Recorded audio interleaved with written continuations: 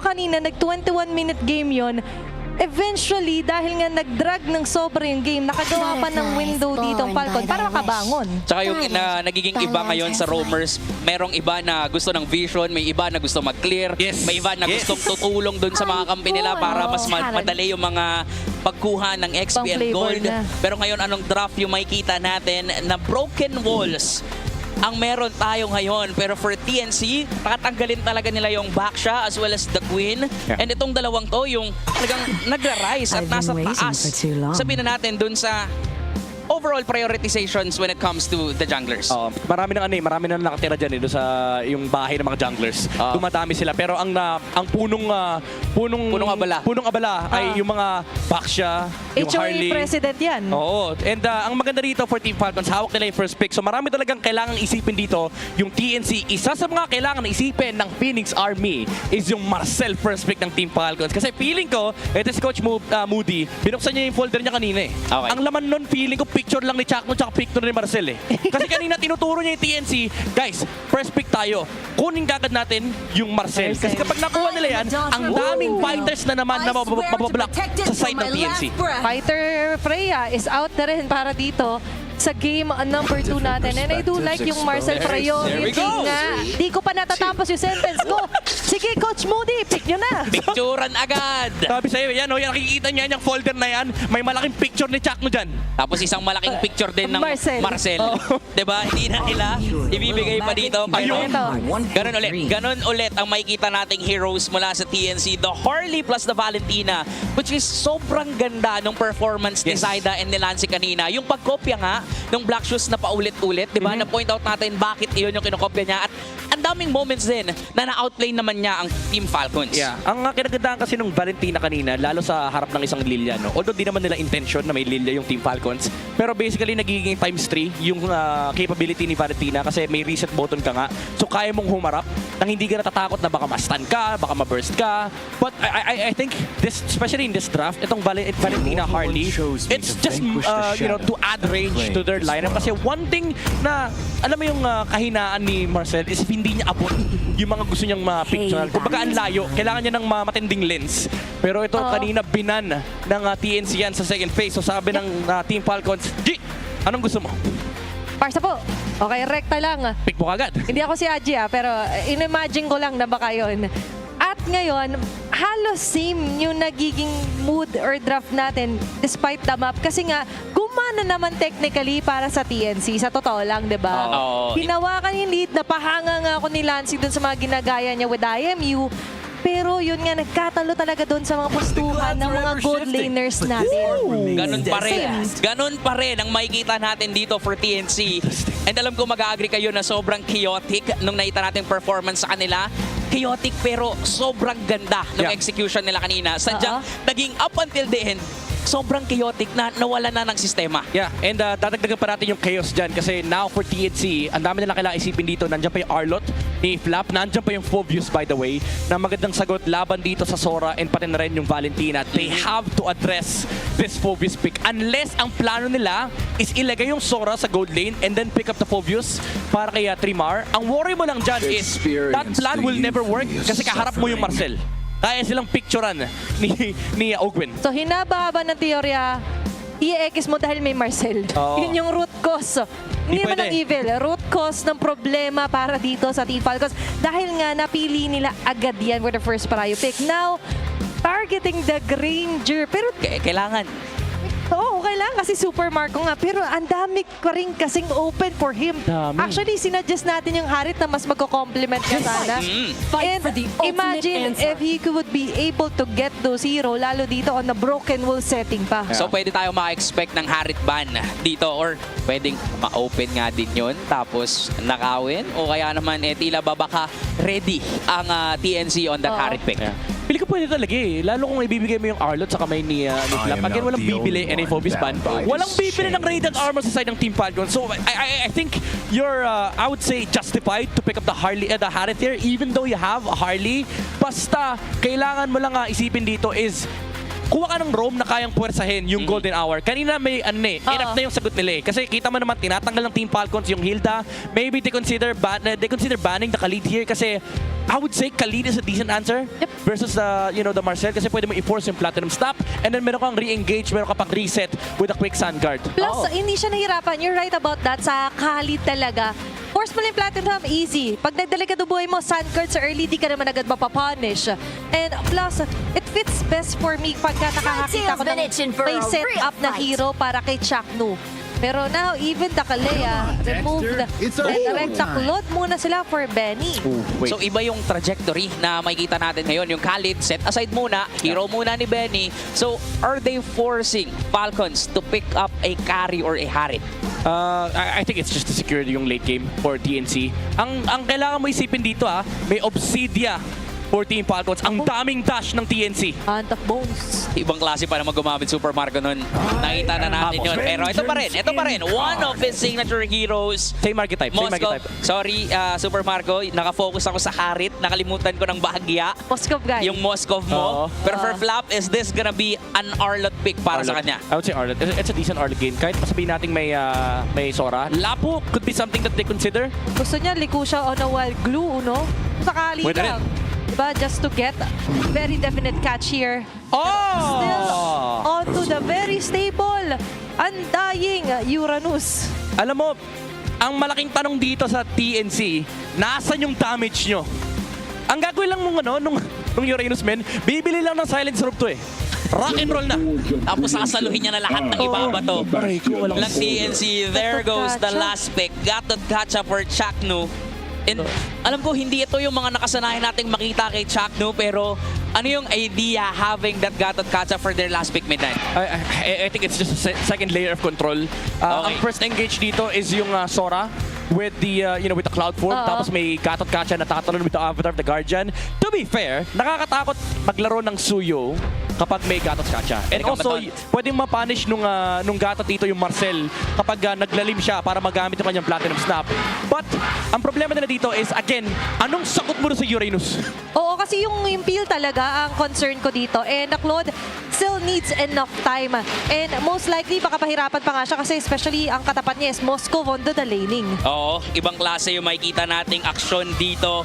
For late game, makikita natin ibang klase na rin yung naging adjustment ng ating mga teams. They have the late game heroes. Again, this is Fright or Flight. At nakita natin parang unti-unti nang nagte-take off ang Team Falcons as they take game number 1. Pero this could be a different story kung makukuha ulit ng TNC yung early game at matatapos agad nila itong laban na to. Actually, at this point, alam mo, sa TNC, requirement sa kanila na makuha yung early game. They have to find a way to shut this Uranus down. Kasi nakita natin last week, mula sa kamay ni Sanford, kapag hindi nahahawakan yung Uranus, kontrolado niya yung buong game. So this is something that they should be able to do for the side of Team Falcons. As long as walang papatay kay Flap, he can go wherever he wants in the map. Pero ngayon, they want to go whoever comes first. At kung sino nga ba mag-overstay. An early flicker exhausted doon para kay Lancy. Maaga agad na pop nga at the force yung flicker dito na mid laner ng TNC. That is why we can expect na ang Team Falcons yung makadictate ng tempo sa early game na to. And nangyayari yun because of Owen. Iba yung tapang na ngayon. Wala bang kayang pumatay din sa kanya sa early game? Yeah, lalo wala pa yung mga burst skills talaga ng TNC. They have to wait for the deadly magic. Yun lang, actually yun lang yung medyo concerning for TNC. Parang isa lang yung source mo ng reliable damage output, yung deadly magic. Kaya feeling ko gagawin ni Trimar yung ginawa niya kanina nung game number 1 kung saan nirush niya yung War Axe. Kasi kailangan nila. Desperate ang TNC ngayon to find damage pagdating na mid-game kasi, again, may Uranus problem sila. Nangaray din agad. Si Chaknu dito sa kamay ni Kyle. So ngayon malapit na rin mag-spawn ng turtle. Makikita ba natin yung unang ginawa ni Trimar kanina pero parang hindi yata? Okay, wala pa nga tayo doon sa Uranus problem. Pero may problema na agad sila sa ikot din ni Ogwen. Grabe naman to before the turtle take. Nalasit yung crab. Dapat kay Flap yun eh. Kasi pang level 4 ng Uranus yun eh. Kaso nalasit yung passive nung ni Suyo. Sige, clear na lang daw muna siya para mag-level 4. Ngayon sinimulan yung turtle. At ngayon, China will get the first blood. Nagmamadali. Formation pa rin is activated para kay Lancy with a feathered airstrike. Gusto niya issue away sila Flap. But tapos naman na yung timers for that one. Trimar. Habang si Flap umiikot-ikot lang. 3 more. Pumasok pa rin. Pumasok na rin sa turtle pit. They will be getting the first turtle. SOD at tatama. Pero tatama din ang Feathered Airstrike doon ni Haji. Inabutan pa nung pinakahuling pagputok ng Feathered Airstrike. Mamadali. At ngayon mukhang may laban pa sa gitna si Lance yung nakita nila. But that is a Valentina na mabubuhay dito. And for Team of Falcons, mukhang willing silang ibigay yung turtle tapos kuha na lang sila ng kill. Again, masaya ang Falcons ngayon kasi requirement nga for TNC may panalo early game. Even though nakakuha sila ng pagong, I don't think this is enough. Especially losing mid-control like that. Ganyan yung makikita resulta. Yung Uranus, kahit saan magpunta yan, kailangan ng isipin ng TNC kung saan nagpupunta si Flap. And kapag tinignan natin yung items, irarush nga ni Trimar yung kanyang War Axe. Hindi siya pwede mag-defensive dito kasi kailangan talaga nila yung damage. And I like yung nagiging choice dito ni Lancy. Itong pagkuha niya sa Feathered Airstrike. Sabi niya, guys, okay lang yan. May damage tayo, huwag kayo mag-alala. May panggagalingan pala, di ba? Tamang pagkopya lang ng skill dito mula kay Lancy. Pero yung ginagawa din ni Ogwen, parang willing din siyang isakripisyo yung buhay niya. Oo. Kasi nakita natin na burst down siya kanina, pero paulit-ulit niya yatang guguluhin dito ang TNC. Mas okay na yun kesa hayaan ulit na mag-snowball dito si Zyda. The idea is to not give TNC a good time ng early. Totoo din. And as much as possible, mas nape-prevent nila yun by just showing Ogwen all over the map against TNC. So if we're gonna talk about yung early game prowess dito ng Team Falcons, parang oo nga, baka nga kapusin sa damage output ng TNC at doon papasok yung pang late game nila. Doon Yeah. papasok si Benny Cutie. Yeah, ang sagot dito for TNC is kumuha pa ng additional items para sa kanilang mga core heroes. Kaso, ang downside doon is may Moskov din sa kabila. So, medyo ipet yung TNC ngayon talaga. Kaya sinabi ko kanina, requirement for them to Ang actually... bilis ng Falcons! Alam na nila to, wala na transform. Kaya agadan yung frame moment with rocket shot. Iwan, bagsak agad si Trimar. Hindi mo gugustuhin yun. Hindi talaga. Hindi ko na nga pa-explain kasi again, sobrang desperate ng TNC ngayon sa early game momentum pero hawak ng Team Falcons lahat. Kahit nga yung turtle, hindi man lang malapitan. Lancy with a copped. Feathered Earth ay kakasa. But nowhere enough to try and contest that turtle na makukuha ng Falcons. At doon natin makikita na kapag wala sa positioning, wala sa presensya dito, itong si Trimar, kulang na kulang talaga yung damage output. That is why hindi na tinry pa ng TNC mag-contest. Kung hindi namatay doon si Trimar, they could have taken that turtle. Alam mo yung signal dito? Oh! Pero ito yung Sakto? signal din, AOG. Buhay. Pangtakas. Yung isa sa second engage sana ng TNC. Di makahinga yung TNC men kahit si Chakdo nahihirapan na pakalat-kalat yung Team Falcons dito. Ogwen, look at this aggressive position mula sa isang Marcel. Pero may Benny naman sa taas. If ever, Grabe. right moment iniwan with the tracking shot. At yung mga members ngayon ng TNC, sila'y nahihirapan humanap ng target. Pero sakto! Wow! Para mismo, Ogwen will fall down. Nailatag ba ng Golden Hour pero split second late yun. So nakikita natin dito na for TNC, kung hindi kaya si Flap, edi ibang target na lang. Oo, yan yung remedy. Kumbaga pwede sila mag-target na ibang hero kasi medyo awkward din honestly yung map placement dito ng Team Falcons. Naiwan yung Uranus sa ibaba. Kaya naman, minamaximize ng TNC yung window na hindi nila kailangan problemahin yung Uranus. Kaya dito agad sa taas, ang basag nila, immediate agad yung nagiging improvised ng plan dito para sa TNC. Yeah. Now we see Flap na umaakit na. Yun Oo. nga eh, yung maganda. Kasi parang, di ba, ang ganda nung pwesto nila kanina. So, nakuha nila yung turret dun sa itaas. Yeah, ito na yung magiging switch up though. Tapos na yung Sky Piercer sa kamay ng Suyu and tapos na rin yung Oracle. Alam mo yung binabakit ko kanina, yung signal for Team Falcons, hindi na nga nag-silence robe si Flapman. Sabi niya, sige guys, tapusin ko na itong Oracle. Look at this! Lahat binibigay, pero hindi mapatay yung Uranus. Okay lang, napa-flicker out. At least, they forced out the battle spell for TNC. Grabe din yung pananakot doon ni Trimar, no? Parang, wala ka palang wala ka palang silence robe, wala ka palang magic defense, at ngayon mukhang lalaban sila Kyle, pero umaamba lang yan. Alam nila na pwedeng bigyan si Flap TC. Kaya medyo nangangaray din siya di ba? Si Flap na mismo, medyo umaatras, but still the idea is he will be soaking up all the damages here. Put with the third na kanilang paglalabanan. Feather Strike. Feather Strike. Uy, kabigat. Yung kinapi din ay kakasat shock naman AOG, wala siya tatamaan. Basta tatamaan na dito sila Trimar. Even with the revitalize, nahuli agad sila dito with the Golden Hour. Terrify is there. Pero buhay pa rin naman sila Open. Kyle matatanggal. Zyda will surely secure the Marco, turtle. si Pero Marco! nandito na si Super Marco na play. SOD. Blitzing duel para kay Benny Cute. Pero hindi yan. Marco! It's Senina. Buhay pa rin siya. Hindi siya tatadala. Kaya Super naman yung Marco! tumalikod. At si Trimar na lang ang atake nila. That's a 3-man down para sa side ng TNC. The bulletproof! Ngayon, ngayon talagang nagpapakitang gilas na naman sa larong ito. Nakakakuha ng maraming opportunities yung Team Falcons, men. Ang ganda sana nung start ng team fight for TNC. Yeah. Tinawag ni Lancy yung kuya niya. Sabi ni Haji, nagkabigayan sila, dalawang feathered airstrike. Kaso nagtawag ng kuya yung isa, may Avatar of the Guardian. Oh, Marco! Hindi di Magic kumasa agad sa kanya. Hindi pa naman inapit sa pan. Yung bagsak ng feathered airsack sa mukha ni Zaida. Bumabawi pa lang eh. Humahanap pa lang ng paraan Gusto si pa. Zaida eh. Naku. Pero ang daming kuya ulit. Oo. Di ba parang nagtatawag talaga ng backup. Ayaw magpapi ng isa't isa dito. Okay, pero sakto naman dito, frame moment. Hot si Chakno, but you're right about that. Ang bilis ng mga respo ng mga kuya, kapatid nila dito. Oo, nagkakatawagan eh. Kasi nung bumaba si Chakno, akala ng TNC, guys, pwede na tayo lumaban. Wala na silang skill. Sabi ng Team Falcons, meron kaming Super Marco. Nung tumama yung kanyang SOD, nagtakbuhan sila eh. Kumbaga parang nagsalita yung Team Falcons. Oh, ayan na. At ito pa yung nakakayamot din sa mga kuya ng Falcons, si Ogwen. Ganda nung pag-picture niya kanina against Trimar.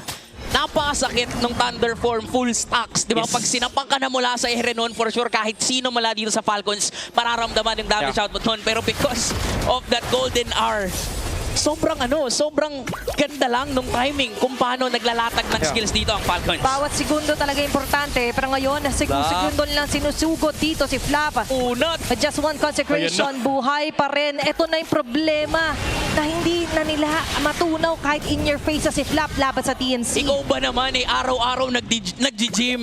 Kahit anong iba to sa'yo kaya mong sanggain lahat yan. Kahit 50 kilos na barbell yan, tatangkihin ni Flap yan. And meron na rin kasing chastise Voltron. So, willing na siyang tangkihin lahat na nasa harap for Team Falcons kasi meron siyang HP regeneration. And pinaburst na lang yung Lord by Team Falcons. It's going to be a Lord na masasecure nila agad-agad. At ngayon gusto mangayata nila ng numbers. Nakaiwas naman sa Golden Ore. Doon sila 3 Mar pero Marco, tatama. His fear of destruction. Kocommit ba nila? Pero mukhang hindi. Call muna dito ng Team Falcons ay kumalma. Pero si Jack no naiwan. Bakit ka nandyan, boy? Muntik pa siyang makuha. Maiuwi dito ng Team Falcons. Maunat din naman siya doon. At yung Falcons parang hindi pa tapos. May mga Ayaw kasama umuwi. pang TP. Wow! Mukhang pinaparamdam nila kung ano yung pinaramdam sa kanila kanina ng TNC. Okay, 4 sa 4 ang mga nakabantay dito sa taas. Meanwhile, ay may Lord sa baba na mamarcha kasama ng Team Falcons. Alam mo, ang mahihirapan ka rito for TNC is kanina desperado ka sa damage, ngayon desperado ka sa farm. Nasa harap lang nila yung Uranus, bawal lumabas. Alam mo yung may guard dun sa restaurant tapos hindi ka makapasok, gutom ka na. Ganyan yung ginagawa ni Flap ngayon, bantay sarado lahat ng minion waves, lahat ng jungle creeps. Nililinis lang ng Team Falcons yung pwedeng i-farm ng TNC. Naku, masakit sa sikmura yun pag gutom na Masakit gutom ka talaga. na. Tapos malilipasan ka pa ng gutom. Kaya talagang mahihirapan dito ang TNC. Anong pwede nilang gawin dito? Kailangan nilang kampihan ng oras. Patagalin itong laban na to. For sure, may mga holy blessings pa. Madedepensahan pa nila to. Pero ang tanong for Falcons, mukhang sila nagmamadali na rin Yep. umahit Oh, dito Haji. ng TNC. Okay, ayaw nilang pumayag talaga na basta AOG. makadepensa dito. AOG tataman sa dalawa. Flicker out para kay Haji. Sumugod agad si Galdo sa pinakalikod. Dapat si Flap naman na makakasurvive pa ba conservation natin. Di Magic ay tataman na rin. Very cute na blazing duet. Umaatake doon sa pinakatatlo. DMA out. Pumawi na sila Lancy. Zaidas with the double kill. May ginaya pa. Doon na SOD. But sa atin hindi yung tatama.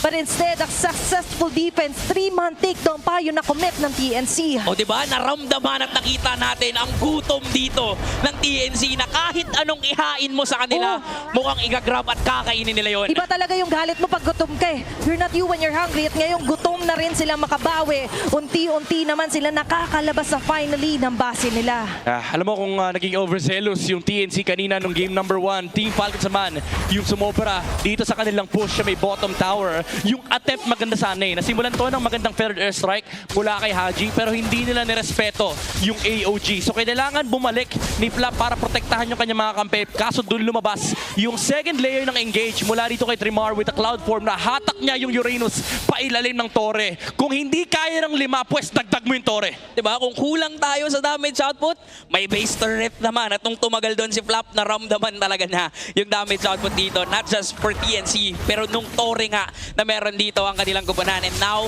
may kita natin, mukhang kakayaning lumaban ngayon ng TNC dun sa Lord. Ko-contest ba sila? O mukhang kailangan nila talagang kumontes? Kaso di nila dala yung Torre, men eh. Nasa base yung Torre. At this point, alam mo, may damage naman na yung Claude. Ang Meron na. dilemma lang nila dito is yung pwesto, yung setup dito sa Lord Fight kasi may Marcel ka bang iintindihin. Yung mga, ayan, yung Yun, ginagawa ni Ogwen, Kakasabi pa lang natin na yan yung intindihin nyo. I'd right on cue, ginagawa mismo nila Owen and Flap yung trabaho nila.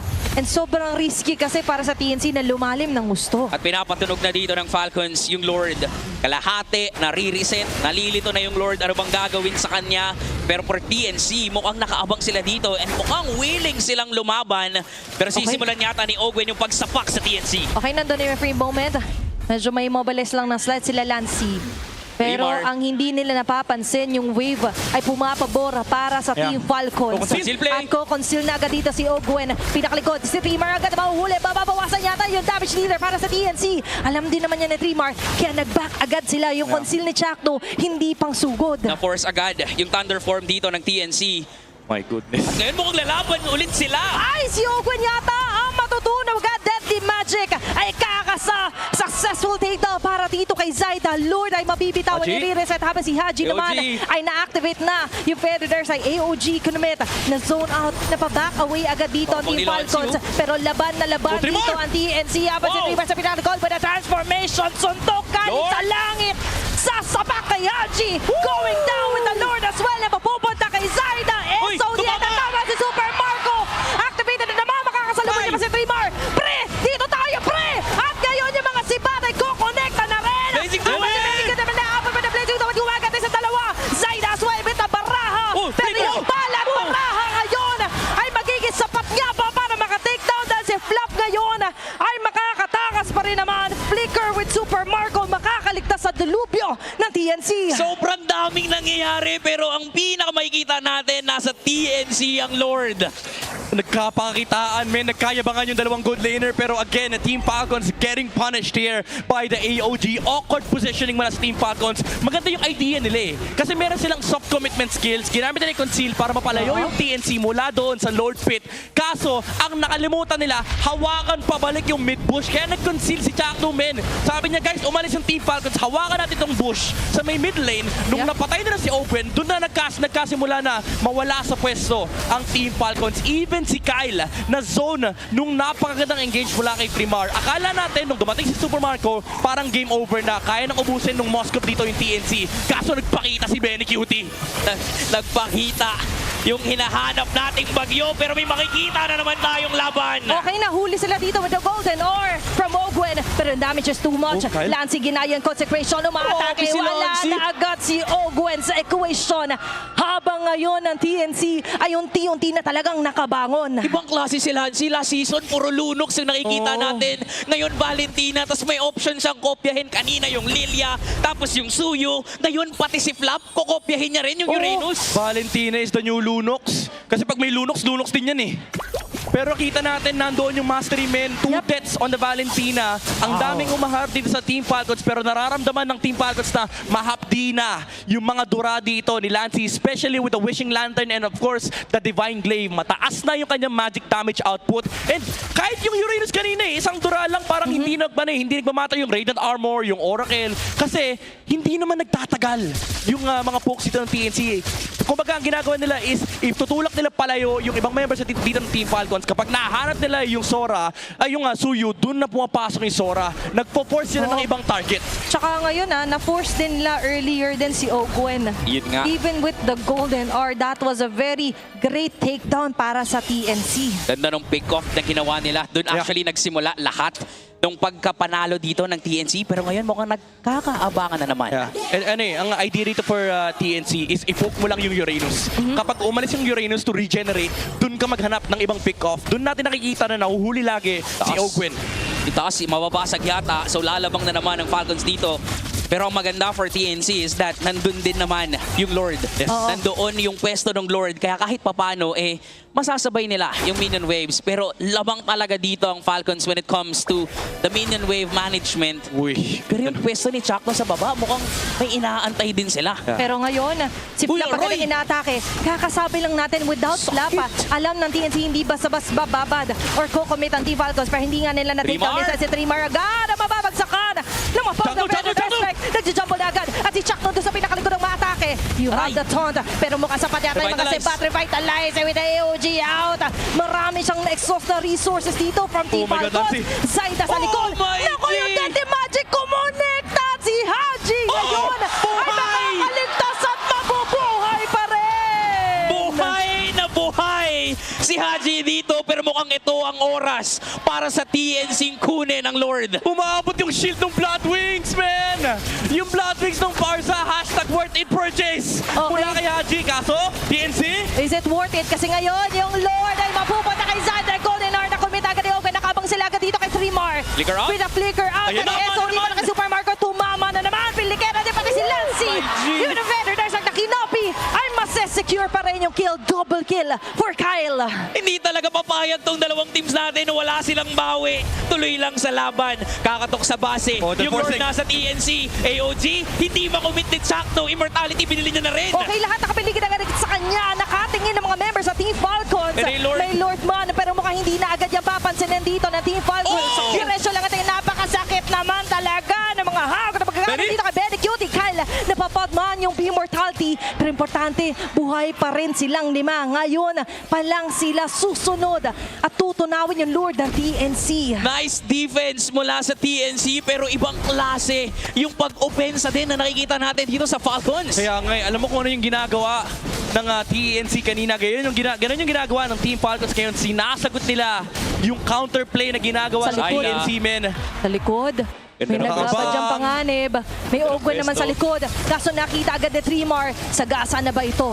Oo, Doon yung oo, frame Zaida, moment. Zaida. Naiwasan naman. Kyle, sumali na rin! Doon with the transformation for Trimar. Kaso nailayo. Natunaw ka ni Oh, Trimar! Zaida. Kyle, Oh, sakit! pinagsasapak naman. Napakasakit naman ng mga Ever Color with the blade surge para dito kay Kyle. Benny Cutie and Lancy can do nothing but go back na muna. Nandun na naman yung shield ni Haji. Kaya nga yung mga extra HP nagiging worth it para sa Team Falcons. Pero again, kita natin yung idea dito ng TNC. Binaburst lang nila yung Uranus para pag umabot sa punto na kailangan mag-regenerate ni Flap, ay pwede silang umarap na ibang pick-off. Kaso ang Oo. problema, yung Deadly Magic tinamaan yung bakal, men. Ang kunat ni Flap, nag-proc yung Radiant Armor niya. Max stacks pa nga ata at that time. And hindi naging sapat yung kanilang damage. And naabangan yung space escape ng Harley. Oo, Kakatok kaya... sa base kayo ng Falcons, ha? Oo. Endable na ba to? Okay, Chuck, no? Pinipilit ang lahat. Pero mukhang even with the revitalize, ay babagsak pa rin siya sa kamay nila, Kyle. So good agad. nahuli si Benny! And they want to take flight. Locking their sights dito sa pase at sa torre na TNC as the Falcons will soar high and sweep the series with a 2-0 score laban sa TNC. Magtutuloy ang paglipad ng Team Falcons. At talagang nagiging maganda ang panimula nila dito sa regular season. Nakitaan tayo ng experienced veteran moves. With game number 1's victory, ginamit nila yung kanilang priority sa may mid lane. This time around, ginamit nila yung lack of manpower from TNC to fight back. Alam nila pwede nilang habulin yung heroes dito ng TNC kasi for the first few fights, nagugulangan sila sa tao, nagugulangan sila sa bilang ng skills. This time around, binaligtad nila yung senaryo. Kung kayo yung kulang sa tao, dun kami lalaban. Pero ibang klase rin, no, yung nakita nating performance dito mula sa TNC. Yung pagpapahirap nila ng Game 1 against Falcons. Tapos yung ilang mga moments dito na nagpapakitang kaya naman nilang kumambak. Pero nakikita lang talaga natin yung pagbawi ng Falcons. Pero palakpakan pa rin natin yung pinakita nilang performance dito. Nasa first half pa lang naman tayo ng regular season. May chance pa sila makabangon muli eventually to do another great run kung sakali before the regular season ends. Pero ang pagsisimula dito sa ating week number 4 ay matindi talaga. Ito yung moment na nagkasumbungan sa mga kuya eh. Yung tumama yung AOG kaso tumama din yung SOD. But for TNC, again, time and time again, kita natin na very clear yung understanding nila sa team fight. Force out the spells mula dito kay Flap. Palabasin mo yung Uranus. Kapag wala na silang frontline, dun ka magharap ng pick-off. Pero yun din yung ginamit. Same ideology yung ginamit dito Yeah. ng Team Falcons. This was the last fight na natalo sila kasi kasama pa yung Torres. 6v5 yung laban. Pero dun sa mga succeeding fights, every single time na makikita nila dito yung Harley, yung Valentina na magsusubok na mag-punish, yun yung ginagamit nila. And every single time na papunish dito ang TNC. Grabe yung nakita nating performance dito. Yung linis ng galaw ng Falcons. Yung pag-atake. Yung sistema na meron sila sa pagpasok ng Week 4. Kaya naman, sabay-sabay nating kausapin ang team winner dito together with our hosts. What a way to start our week with Team Falcons adding another win to their standings. And you know, we want to know when Team Falcons are soaring. Ano sa tingin mo yung mga main contributors or main ingredients na ginagawa ng Team Falcons na nagpapaganda ng success nyo through the first half of our season? Tingin ko napapaganda sa chemistry namin yung yung bagong buhok ni Haji. Tsaka yung closeness namin sa isa't isa. Gabi, bagong buhok ni Haji. Paano bang closeness? Parang may nabasa ako eh. Parang wala nang boundaries yung Team Falcons. Kulang na lang sabay-sabay na lahat. Ano bang mga routine nyo araw-araw? Sabay-sabay bang gumigising? Sabay-sabay rin kaming nagtututbrush, hilamos. Tsaka sabay-sabay talaga kaming pumasok rin sa gaming room.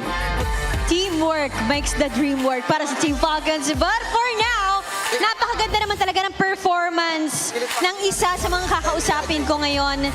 Ito, isa lang naman siya sa sinabi niyang wala siyang pakialam kung sino ang pinakamagaling in the gold lane. But now, Super Marco, an incredible performance, especially Game 1.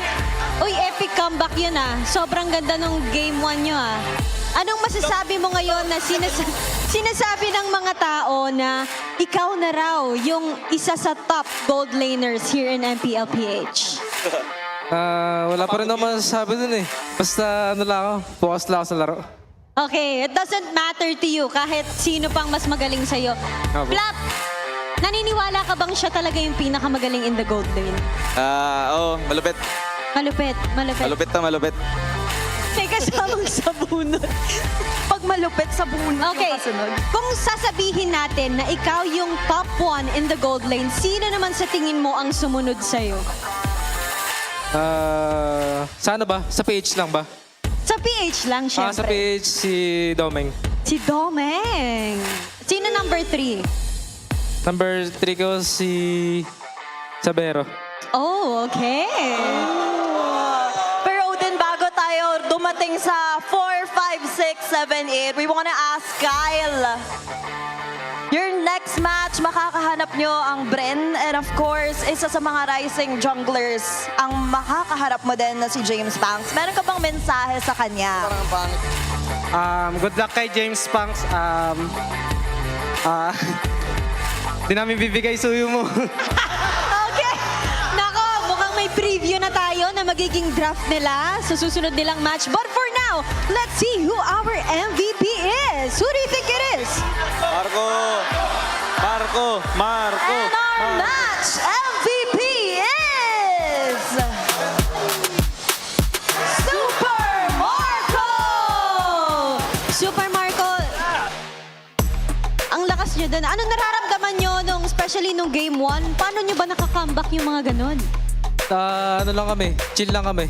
Kasi kaya naman namin baliktarin yun eh. Oh, very confident ang Team Falcons. At ngayon, sobrang dami nakasuporta sa inyo. What do you want to say to Falcons Nest?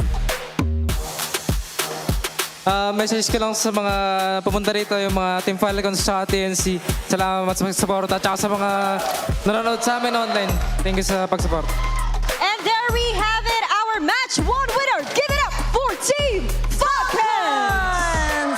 And then now take a bow and of course, your victory walk. Kakaibang walk ang pinapakita nila. But alam mo, Thea, iba nga talaga ang chemistry. It feels like the old Team Falcons is back, I would say. From an epic comeback to that game 1 and game 2 securing that win, we'll find out how that happened as we throw this back to our panel. Once again, congrats sa Team Falcons at mukhang hindi lang yata pre-game yung meron sila. Meron na lang din silang post-game ritual. Sinimulan ni Flap at ni Daddy Ogwin. Nasa likod, sumasayaw-sayaw pa sa entrance eh. Ganun yung lakad ng Uranus eh. Pero ito yung lakad, men. Yung lakad ni Super Marco, lakad matatag talaga. 2, 1, and 9. Pero siyang 1 death, okay, hindi mo siya bulletproof. Pero pag ginamit mo kasi yung per game KDA niya, technically yung 1 death parang 0 yan eh. Kasi yung 1 din ang value ng 0. But enough of the nerd stuff. Kasi itong game na to ay hindi nagka-nerdan, hindi nagkadaanan sa teknikalan, dinaan sa bruskuhan at tapang. Nakakita nga tayo ng moment na nagkayabangan yung dalawang gold laner natin. Kumbaga, paalakasan bumuhat. Pero ito yung binamakita natin kanina eh. May talagang naging problema dito yung TNC kasi parang kukulangin talaga sila sa damage. Kasi yung Uranus pa lang ang hirap na nga intindihin. And it leaves so much space para kay Super Marco sa mga team fight. Kaya naman, I would say may slight advantage kay Super Marco dito sa laban na to. Kasi medyo mas madali gamitin yung kanyang hero. But that is saying na parang maraming trabaho actually si Super Marco and ginampanan niya na mabuti yun. Imagine mo, second turtle pa lang, nandun na yung Moskov. At dahil nga second turtle pa lang, hindi na agad na-reach yung early potential ng TNC, yung early snowball with the Harley especially, ay doon pa lang masasabi talaga natin na TNC really had a hard time for game number 2. Not to mention na masyadong risky rin yung dive with the Gatot Kasia. Yes. There's no way out. Puno ng shredders ang side ng Team Falcons. Tsaka kung papansin din natin dito, no, or pwede natin i-point out yung mga maliliit na bagay tulad ng pagbili ng Blood Wings, 'di ba? Malaking factor 'yon dun sa mga games, yung maliliit na bagay na nagreresulta sa kanila ng mas malaki. Oh, ano to eh, usually yung mga bumibili ng Blood Wings, matagal na wala actually sa meta gameplay yung mga mage na nag-i-spam buy ng Blood Wings. Pero kasi since bumabalik tayo sa mga junglers na kaya mang one shot, yung mga archetype nila Hayabusa, ngayon na bagong Harley, 'di ba? Lalo yung mga Suyu naka Skypiercer pa. Ay medyo kailangan mo rin talaga ng defensive tool. And one of the, defensive offensive item that you can get is yung Blood Wings. Pangalawa kasi dyan yung Winter Crown. Pero yun yung nag-a-allow kay Haji na tapangan. Imagine mo lahat ng AOG, by the way. May isa lang na hindi sinalo si Haji na AOG, pero lahat men tinatangke niya. Tinatanggap niya ng buong boss. Sige parang, Chak no, sige, talo naman ako. Look at that. One death lang yung meron siya. Despite na yung fact nga na sa kanya binubuhos dito ng TNC. Yung isang sinalo niya. Ayun yun. Ayun na yun. Di ba? At nakita natin na bubuhay siya sa ilang moments. Pero definitely sobrang commendable ng pinakitang performance din dito ng TNC. Nakita natin yung mga chance nilang bumawi. Yeah. Pero lagi silang parang biglang binabawian pabalik talaga ng Falcons. Oo. Nadadaan talaga sila sa execution kasi yung tatlong team fight na natalo yung TNC, trinay nilang i-emulate yung ginagawa nila kanina na i-burst yung Uranus. Pero this time around, natuto na yung Team Falcons. Nung nakikita nila na lumalapit si Zyda, si Lancy, and nag-burst yung dalawang hero na yon, lumaban eh. Hindi sila to nagtakbuhan kasi alam nila kapag nagtakbuhan sila, bibigyan mo ng opportunity yung TNC na mag-counter set with the Sora, mag-tumalon si Chakno sa may backline para hanapin yung Farsa. Lumaban yung Team Falcons. And it was awkward for TNC kasi parang pag lumaban yung Team Falcons, you can fight. Technically, you can still fight. Pero ngayon, kailangan mo i-add yung pressure na may paparating na Spear of Destruction mula rin sa Moscow. Tsaka sakto rin kasi para sa Team Falcons, alam na nila kung ano yung i-expect nila going into number 2. Kasi nga, gumana yung